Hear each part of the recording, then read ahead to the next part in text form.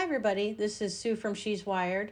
We're going to talk a little bit about how to use AirPrint on your iPhone or iPad to print to your printer in your home network. So if you need to know how to put your printer on your home Wi-Fi, go to our blog on sheswired.com for how to set that up. We've got a little video there that'll do it for you. So first things first, let's grab our iPhone or iPad, and you want to go to email and tap on an email that you wish to print.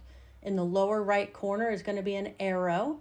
Tap on that arrow once and a screen's going to pop up from the bottom. Scroll down and tap on print at the bottom, and then in the upper right, tap on select printer. Now for this example, I'm not going to find my printer because I want to show you what happens when you can't find your printer. So get out of that email and go to settings and then tap on Wi-Fi. In this example, I have two networks at my house. I have St. John's and I have St. John's Guest. I don't have any printers on my main Wi-Fi. I have all my printers on my guest network.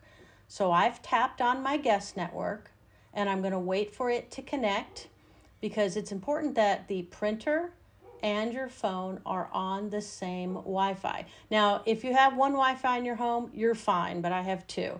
So anyway, we got the check mark, so we can leave settings. We're going to go back to that email, tap on the lower right corner arrow. Pops up, scroll down to print, tap on print, and you'll see it finds my printer right away.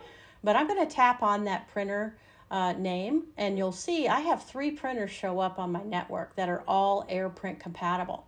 So I've tapped to choose the one that I want, and then I'm going to tap print in the upper right corner, and that document will then print out on my printer from my phone.